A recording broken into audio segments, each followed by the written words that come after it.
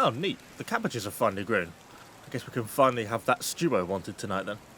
Hi guys, what's going on? And welcome back to Medieval Dynasty.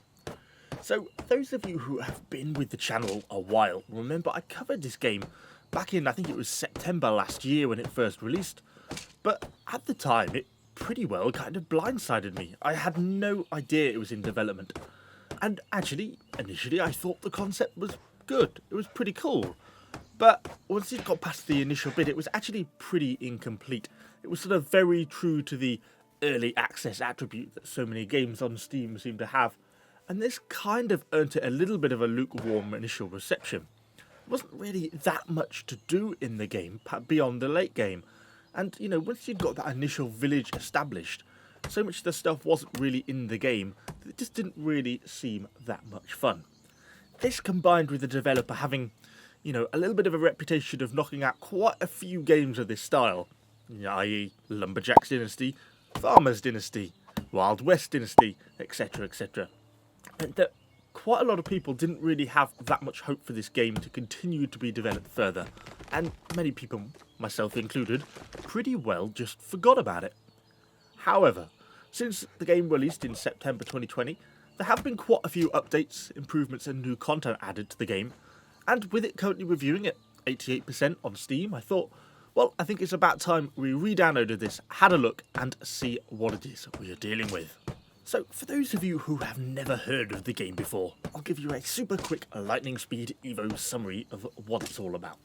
So, you will be arriving in a far distant land with nothing but the clothes on your back, as you so often seem to do in games like these.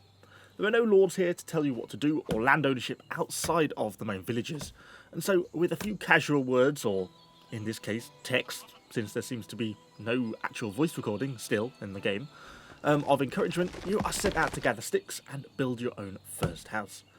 The game itself revolves around survival in a medieval world. You're responsible for feeding and watering yourself, growing your own crops, hunting your own meat, building all your own tools and buildings. But as your village starts to establish itself and starts to grow, you can start to convince people to start to join. Then, from there, you're going to be able to assign them to crafting stations, resource extraction, chopping trees, hunting animals, sewing clothes, doing whatever you want them to do. And I guess it continues to build and establish your village. I guess you're building your own medieval dynasty. So what has actually improved or changed since the game was released last year? Well, it seems most of their efforts have been focusing on adding in sort of more endgame content. And this includes a lot more sort of endgame buildings and workshops for you to get set up, from things such as stables, and yes, thankfully, horse is included, as well as actually even donkeys, which I've got to say is a pretty cool addition. We don't really see donkeys in medieval games anymore.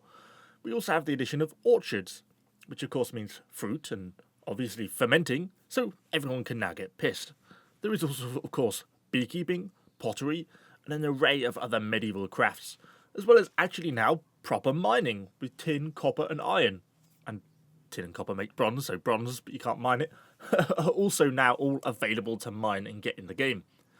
What this in effect means is they have been hugely developing the end game content, allowing the player to develop their village further, craft more items, have more workshops, employ more people at the various crafting tasks. However, as a returning player, the initial few hours in the game felt remarkably similar to what it was back in September, with the same usual starting quests and tutorials that give you some vague direction, but still allow you to quite happily run down a dead end. For example, you are, early on, allowed to spend your hard-earned coins on knowledge. Like the ever-ambitious fool I am, a wooden shovel seemed the perfect addition to my tool collection. So I started to save my money, purchase the tech, only to find that you actually need a smithy to make a wooden tool, which doesn't actually unlock for a few more levels' time. Putting the whole why you're crafting wood at the smithy thing aside, I sort of felt like I'd been scammed. And I've not even got onto the wooden bucket fiasco. What I guess I'm trying to badly explain here is the game does have a pretty decent grind to it. But once you start to get into it, this isn't necessarily a bad thing, particularly as it's an offline single-player experience. It's just a game where you need to slow down, relax, accept that trying to do anything in medieval Europe is a massive pain in the arse, and I'm not talking about the donkey there. But the game does have this bit of a habit of drawing you in, and when you have finally deforested most of the continent to build your house, got a villager set up hunting wild animals, or just even harvested your first crop of cabbages, you get a really rewarding sense of achievement. Hell, even not starving to death or getting eaten by wolves is a good start. But perhaps to give this more of a quantitative value, I started making this video yesterday. I was thinking, I'll just hop into the game for 1 to 2 hours, grab some footage, talk about it and make this video. Yet 6 hours later, I was still playing, because the game has that ability to draw you in. And here we are on day 2, still making the same video. It is also a good sign that the game is still receiving updates, and pretty regular communications from the developers. If I'm being honest, when I last stopped playing the game back in September, I didn't really expect the game to get any further updates. But the latest edition of new mining materials only happened last week, which is surely a good sign for the future of the game. So I guess we should probably try and draw some sort of short summary here. The game is pretty unique. In many ways, we have lots of medieval survival games out there, but none of them where the survival part is actually the primary focus, actually the hard bit, because combat almost always takes a priority, and it isn't in this game. This game is all about building the village, the crafting, the resources, the survival aspect. Yes, the game is grindy, and it is a huge time sink, but actually, it's a pretty rewarding one.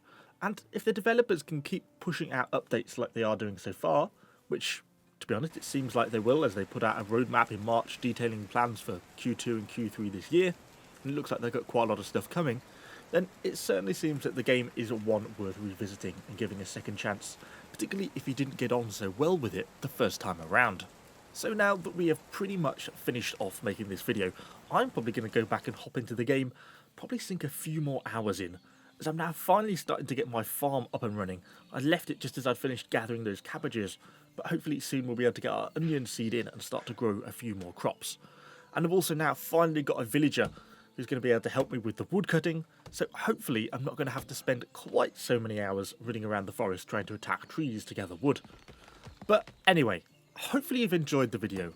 If you have, do let me know what you think in the comments down below, and do let me know your thoughts on this game from what you've seen so far. And did you play back in September last year, but just haven't been in the game since? Because I'd be really curious to know.